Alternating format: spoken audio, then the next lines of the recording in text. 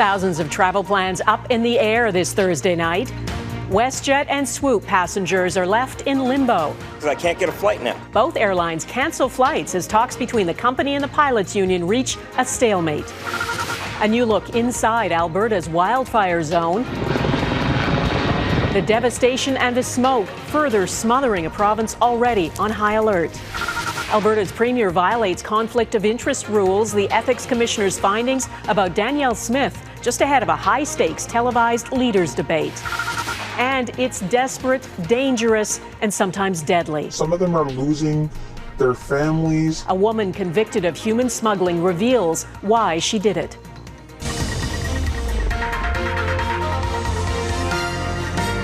Global National with Donna Friesen. Good evening and thanks for joining us. As a strike deadline looms, WestJet and its subsidiary Swoop have already started prepping for what happens if the negotiations fail. Flight cancellations have begun. Just ahead of the May long weekend, close to 100 flights have already been canceled. Planes are being parked, check-in kiosks closed. The company says negotiations with the pilots union have reached a stalemate.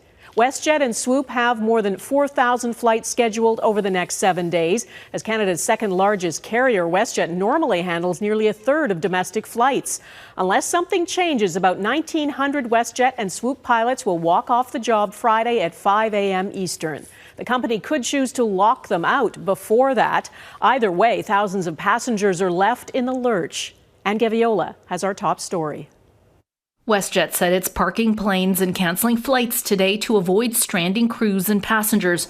But this family from PEI is stuck in Toronto en route to visit family in Calgary.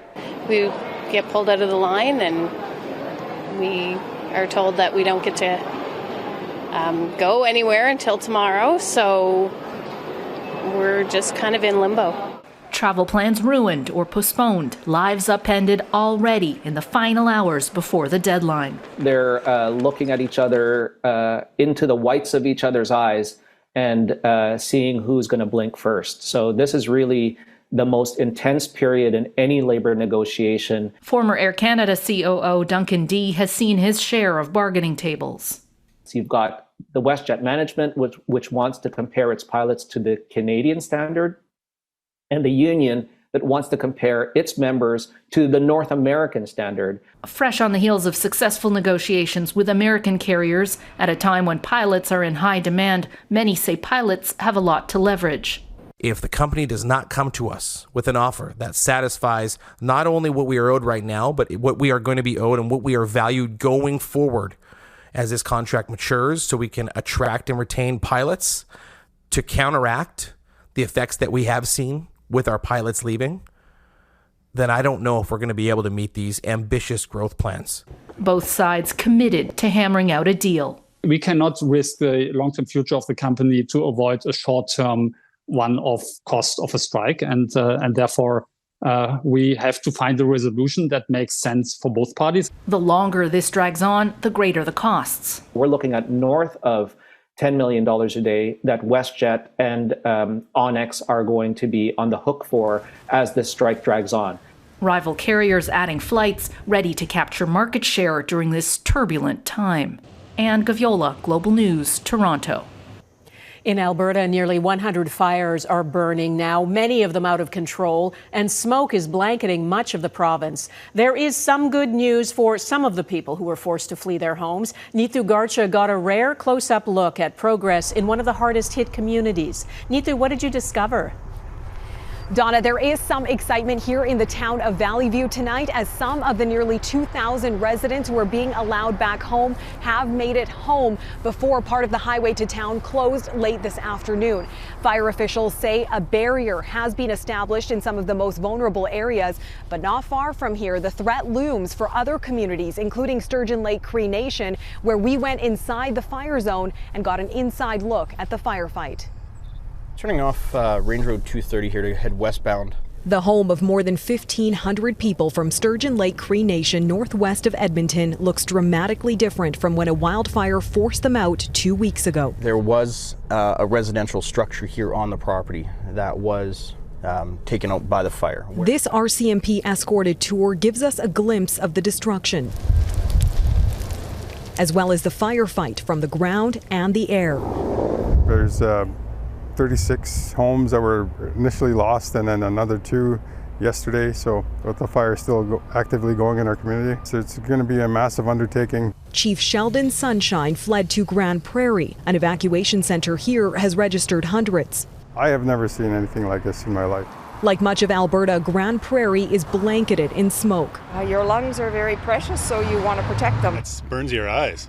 It's been like this for days, maybe even a week now. It's crazy. The county has been surrounded by evacuation orders and out-of-control wildfires. And while some people who were ordered to leave have been allowed back home, there are still concerns Grand Prairie itself, a community of more than 60,000 people, could be forced out as well. It's going to be traumatic for some individuals who haven't seen, because after the fire goes through, the landscape is going to be different than what it was pre-fire. As of right now, there's no threat to Grand Prairie. But I think it's a message for everybody across northern Alberta right now. Just ensure that you are prepared to go in the event that you have to. For Fox Creek, there is growing threat. Officials say the wildfire has moved closer to the community from all directions. Wednesday afternoon, our global news crews were told to leave as flames were coming towards the town. And drivers looking for fuel were quickly helped by RCMP before being warned a highway closure could be imminent. Back in Sturgeon Lake Cree Nation, the chief says with the wildfire still so active, they're taking it day by day. While Valley View residents are being allowed back home, Sturgeon Lake Cree Nation and Fox Creek are about 2 weeks into their evacuations, which still have no end in sight. Donna? All right, Neetu Garcha in Valley View, Alberta. Thanks. An election campaign is in full swing in Alberta. The polls suggest the NDP and the United Conservative Party are in a virtual tie. So there's lots of anticipation about the televised debate tonight. And this morning, Alberta's Ethics Commissioner released a report that found Danielle Smith, in her capacity as Premier, violated the Conflict of Interests Act. Heather Yourex-West is with me from Calgary. Heather, this will surely come up in the debate tonight. What did the Ethics Commissioner find exactly? Yeah, Donna, this is related to the illegal blockade at the Coutts border crossing in early 2022 and allegations that Danielle Smith tried to interfere in the justice system by having charges against those involved in the blockade withdrawn. They came from a CBC report that alleged someone from Smith's office sent emails to the Crown Prosecutor's office, Smith's own admission that she had spoken with her justice minister about it, and an 11-minute taped phone call Smith had with Artur Pawlowski, a man that has since been found guilty of inciting protesters to commit mischief. Now, after investigating these allegations, the commissioner found that there was an improper attempt to influence the independence of the legal system. While she found no evidence of Smith's office sending emails, those conversations with Justice Minister Tyler Shandro were problematic. Speaking to an attorney general about a specific ongoing criminal case in the way that Premier Smith did is not acceptable, the commissioner wrote. In the whole scheme of things, it is a threat to democracy. Now, Heather, I know these things are hard to ascertain, but do observers think this could influence how some people vote? Yeah, we know that Danielle Smith and Rachel Notley continue to be neck and neck. And of course, tonight the two leaders face off in a highly anticipated debate. Now, political analyst Jason Ribeiro believes this report has ramped up the stakes for both sides tonight. If this ends up dominating some of the focus and ends up underlining that notion of trust, as we know Albertans are really thinking about who to trust in this election, especially those swing voters who could stay home, this is going to be something that they then need to look at. It is important to note also that the Ethics Commissioner is not recommending any sanctions against Smith and is asking the province to consider adopting legislation that would prevent these kinds of reports from being released during election campaigns, as the timing of this release could potentially hold a lot of sway. Donna? All right, Heather Yourex-West in Calgary tonight. Thanks. There's a big municipal change coming to Ontario. The provincial government has tabled legislation to dissolve the Peel region, which includes two of the fastest growing municipalities in Canada. If passed, the split will make Mississauga, Brampton and Caledon independent cities by 2025. It is complex. Shared services like policing, affordable housing and water treatment will have to be divided up. A transition board will work to ensure that's fair and balanced and explore new property tax arrangements. It's unclear what will happen to the region's 5,000 full-time employees. The Ontario government says the goal is to reduce red tape and improve efficiency. Prime Minister Justin Trudeau is in Hiroshima, Japan, ahead of the G7 summit, which starts tomorrow. That city was decimated by an American atomic bomb in 1945, and Japan intends to amplify the message that nuclear weapons have no place in modern warfare. Mackenzie Gray is traveling with the Prime Minister and is in Japan tonight. Donna, the Prime Minister and other world leaders have arrived in Japan for the G7, but is it countries who aren't here that will dominate the conversation? We stand up for the shared values, including supporting the brave people of Ukraine as they defend their sovereign territory. Expect to hear the president's refrain repeated by all G7 members, as the war in Ukraine will be the top issue. But there isn't expected to be any new sanctions against Moscow. Instead, the leaders will work to shore up existing actions. That would be a very timely message for the G7 to convey. The setting for the summit chosen to underscore concerns over the war. 500,000 people lived in Hiroshima. Hiroshima was leveled in 1945 when the U.S. dropped the first atomic bomb on the city, killing 70,000 people instantly. It's the hometown of the Japanese Prime Minister, who's hoping to use the memory of the bombing to push the other leaders on nuclear disarmament. More than 77 years, we have the history in which no nuclear weapons were used. We need to respect that, that is never again. But Vladimir Putin's also been clear that Russia could use tactical nuclear weapons in Ukraine, and Japan's neighbors are also increasing their stockpiles. North Korea is developing and strengthening its nuclear arsenal. China is building up its strategic nuclear forces very quickly. How China strategically targets other countries' economies is the other major issue. All G7 members oppose Beijing's frequently used tactic of slapping punitive trade measures on countries when they have a disagreement. But finding consensus around the table on how to counter it could be a challenge, with countries like France saying they don't want the summit to be viewed as anti-China. We want China become responsible member of the international community. The Prime Minister is expected to have a number of one-on-one meetings with world leaders while in Japan, including with U.S. President Joe Biden. Donna? All right, Mackenzie Gray in Hiroshima, Japan. Thanks.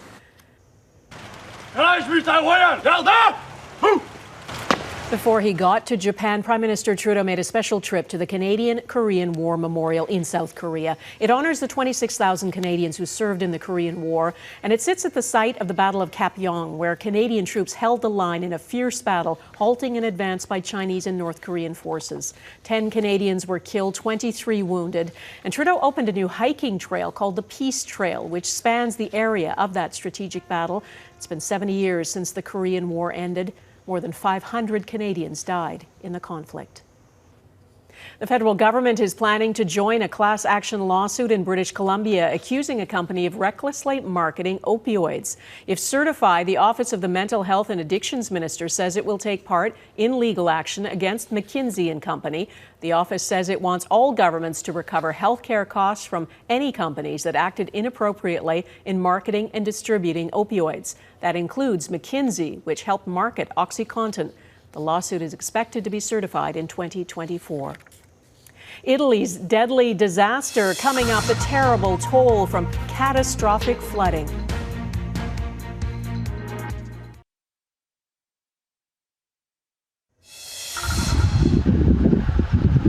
More bodies have been found in northern Italy, where 6 months' worth of rain has fallen in a day and a half. The flooding is catastrophic. More than 20 rivers have burst their banks, and there have been almost 300 landslides. 13 people have been killed. The body of one woman, swept away by floodwaters, was found 20 kilometers from her home. Thousands have had to flee. People say the water rose so fast they had minutes to get out of their homes.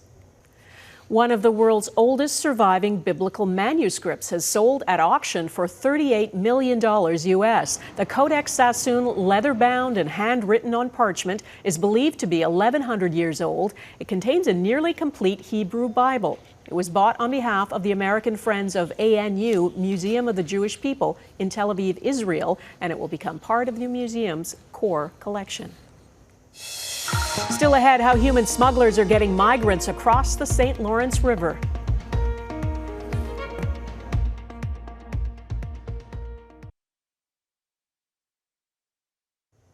Migrants crossing the Canada-U.S. border often turn to human smugglers to help. They pay for what can be a treacherous journey. There's been an influx of people crossing the turbulent St. Lawrence River in a region that spans Ontario, Quebec, and the U.S. border.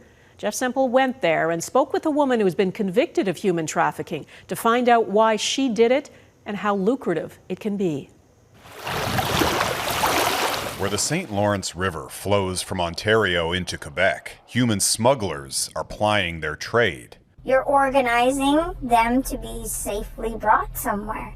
We're protecting this young mother's identity. She was recently convicted of smuggling migrants across the Canada-U.S. border. And these people are more than willing. And they beg, you know, like, please, please help me. She's from Akwesasne Mohawk Nation and now lives in neighboring Cornwall. The small city is wedged between Ontario, Quebec, Mohawk Territory, and New York State. The cluster of border crossings, islands, and jurisdictions make it an ideal target for smugglers. In our vehicle, away from prying eyes, she outlines how the industry operates. There's people in Montreal, right? And that would be an agency. She says these agencies in Montreal, Ottawa, and Toronto are typically paid around $20,000 per person to arrange passage across the border. You have these big agencies, and then you're the little guy. She would receive around $6,000 to hire a team with a boat and driver. She says most of the migrants in Canada were from Eastern Europe or Southeast Asia, desperate to connect with family or a job in the U.S. And she, too, was desperate. We're not all bad people. You're trying to make a living. You need to do what you have to do. It's either you watch your kids starve and you lose them, or you figure out a way to help them. She says the migrants' safety was her top priority, but the same can't be said for everyone. This has fast become one of the most popular routes for migrants trying to cross the border illegally between Canada and the United States. It's only about a 15-minute boat ride to get across to the other side, but the waters of the St. Lawrence can at times be treacherous and even deadly. In late March, 2 migrant families from India and Romania drowned after their boat capsized trying to cross into the U.S. The Roma family lived in Canada for 5 years, but were ordered deported. The youngest victims, just 1 and 2 years old. Police are now hunting for the boat's owner, a local suspected of smuggling. Unfortunately, it gives a black eye to all Mohawk people of Akwesasne. This Mohawk historian grew up on these waters. He says the boat capsized where 2 rivers, the St. Regis and St. Lawrence, converge. And it's tricky out there. And if a wind comes about, then that could easily upset a small watercraft. Despite the danger, the number of illegal crossings here has climbed significantly this year, possibly due in part to the recent closing of nearby Roxham Road. But it's a jurisdictional nightmare. This Akwesasne journalist's office straddles the border. But that would be considered the U.S. You take a few steps and you're considered to be in Canada. Noting just how difficult the crossing is to police. Immigration is such a big problem everywhere, and we're such a small community trying to deal with it. She and others here believe the Mohawk Nation should have greater resources and authority to patrol these waterways, to stem the tide of migrants making a dangerous trek. Jeff Semple, Global News, Akwesasne. Police procession next, the funeral for the latest Canadian police officer killed in the line of duty.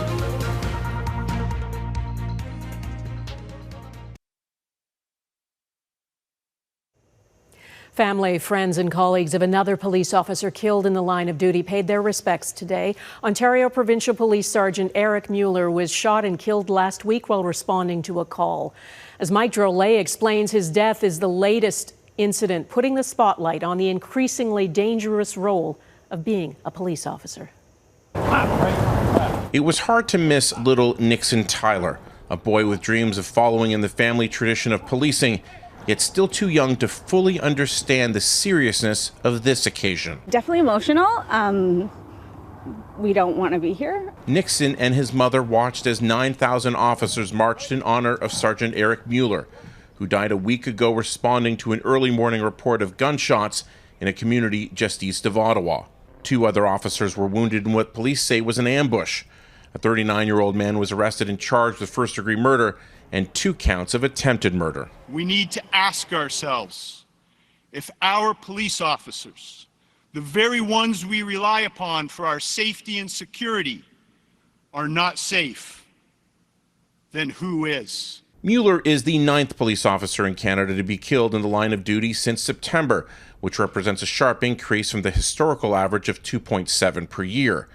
Criminologists point to bail reform issues and a mental health crisis as reasons for why it's not a statistical blip, suggesting this could be the most dangerous time ever to be a police officer. It's the fact that they're occurring almost in succession, and many of them are acts of violence that you don't traditionally see in Canada. These are not shootouts or an officer being surprised by somebody with a knife. These are in many cases intentional ambushes that, again, historically I think people would equate with US style violence. Eric was everything to our family.